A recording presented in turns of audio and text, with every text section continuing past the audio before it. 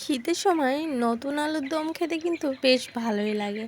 তো নতুন ধরনের একটা আলুর দম তোমাদের সাথে শেয়ার করার জন্য চলে এসেছি। আমার চ্যানেলে কিন্তু আরও অনেক রকমের আলুর দমের রেসিপি দেয়া আছে। তো তোমরা চাইলে সেটাও ফলো করতে পারো আর এটাও ফলো করে নাও। তাহলে চলো দেখা যাক আজকের রেসিপিটা এখান থেকে। নমস্কার বন্ধুরা, সুমিস ভিলেজ লাইফে আমি সুমি সবার সাথে আছি। আমার আজকের রেসিপি নতুন আলুর দম। তো নতুন আলুগুলো খোসা ছিলতে তো সময় লাগে না, তোমরা দেখেই বুঝতে পারছো আমি কিন্তু গাগুলো আঁচড়ে নিয়েছি। আর আলুগুলো গোটা গোটায় রেখে দিয়েছি, আবার কিছুটা কিন্তু কেটে দুভাগ করে নিয়েছি। তোমরা তোমাদের ছোটোগুলো বেছে নিও, ছোটো আলুর দমটা দিয়ে আলুর দম করলে বেশ ভালো লাগে। তো তোমরা কিন্তু এরকমই আলু নিয়ে নিও, আর যদি চাও তো বড় আলু কিন্তু চাল ফালা করে নিতে পারো। তো প্রথমেই চলো আলুগুলো একটু তেল গরম করে ভেজে নিই। আমি কিন্তু সমস্তটাই সরিষার তেল দিয়েই রান্না করব। তো আলুটা ভালো করে লবণ হলুদ সব কিছু দিয়েই কিন্তু একটু ভেজে নেব।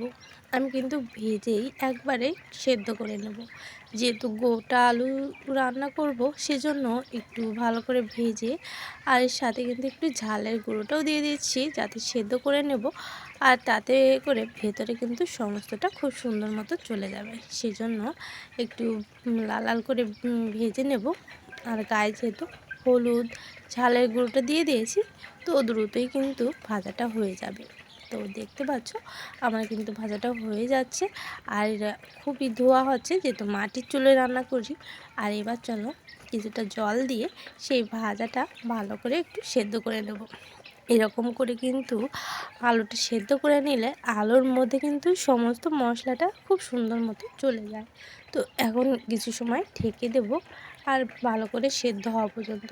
দেখতে পাচ্ছ আমি কিন্তু মাটির চুলোয় রান্না করছি, সেটাই তোমাদের দেখিয়ে নিলাম। এই পর্যায়ে আলুটা কিন্তু খুব সুন্দর মতো ভাজা করে সেদ্ধ করে নিয়েছি। তোমরা কিন্তু ঠিক এইভাবেই একবার ভেজে সেদ্ধ করে নেবে, তাহলে এর ভেতরে কিন্তু সমস্তটা ঢুকে যাবে।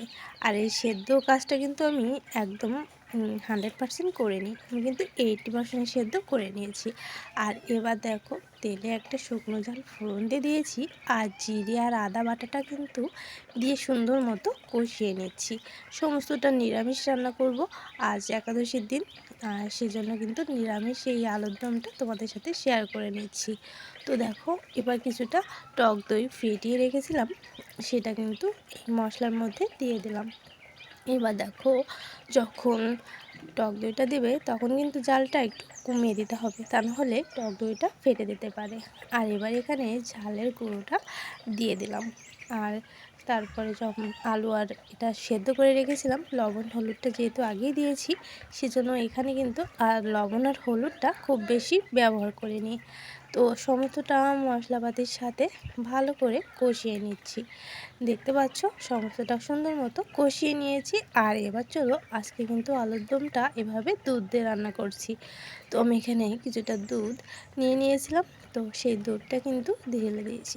যেহেতু আলুটা আমার 80%-এর মতো সেদ্ধ হয়ে গিয়েছে, তো আর বাকিটুকু কিন্তু এইভাবেই সেদ্ধ হয়ে যাবে। তো আমি দুধটা দিয়ে দিলাম, আর এবার আর একটু সময় সুন্দর করে ফুটিয়ে নেব। যতটুকু সেদ্ধটা আমার বাকি আছে ততটুকু কিন্তু এভাবেই সেদ্ধ হয়ে যাবে। আর আলুটা যখন একদমই হাত দিলে গলে যাবে, তো সেই আলুর দমটা কিন্তু খেতে অসাধারণ লাগে। আর আমরা যেহেতু ভাত দিয়ে খাবো সেজন্য হালকা হালকা একটু ঝোল রেখে দেব। তোমরা যদি চাও রুটি বা পরোটার সাথে খেতে বা পোলাওর সাথে খেতে, তো সেক্ষেত্রে কিন্তু একদমই শুকনো শুকনো করে নিতে পারো। তো সেভাবেই তোমরা করে নিতে পারো।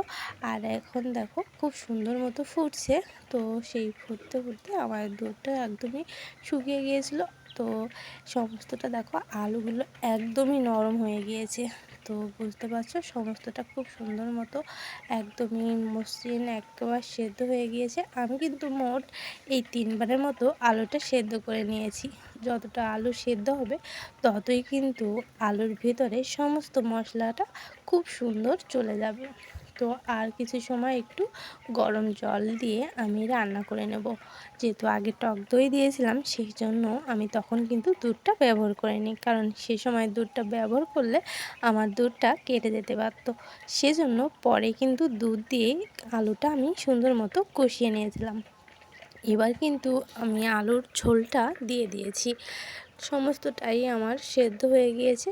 তো একটু ঝোল ঝোল আলু দম করব, সেজন্যই কিন্তু গরম জলটা আমি যতটুকু প্রয়োজন ততটুকু দিয়ে দিয়েছি। তোমরা চাইলে এটা শুকনো করে নিতে পারো, মানে যে অবস্থায় আমি জল দিয়েছি তোমরা সেখানে জল ব্যবহার না করে ওই অবস্থায় গরম মশলাটা ব্যবহার করে নামিয়ে নিতে পারতে।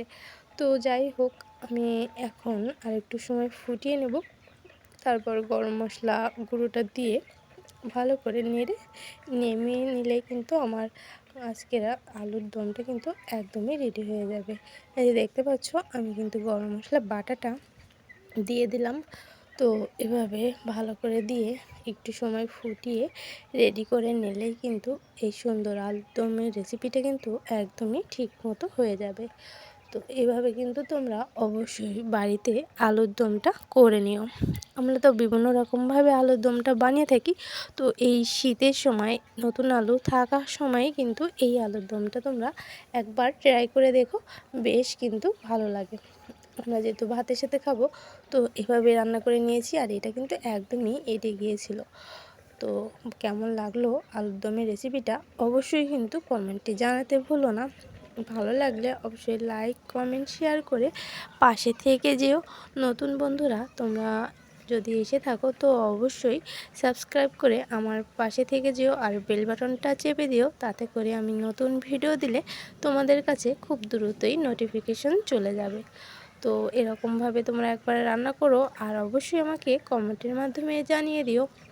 এখনও পর্যন্ত যারা লাইক দিতে ভুলে গেছো, তো তোমাদের সুন্দর লাইকটা আমাকে দিয়ে দিও, আর মিষ্টি মিষ্টি কমেন্ট করতে থাকো। তোমাদের এই মিষ্টি কমেন্ট করতে আমার ভীষণ ভালো লাগে। তো অবশ্যই লাইক কমেন্ট করতে ভুলে যেও না। তোমরা ভালো থেকো, সুস্থ থেকো। পরবর্তী আর একটা ভিডিওর সাথে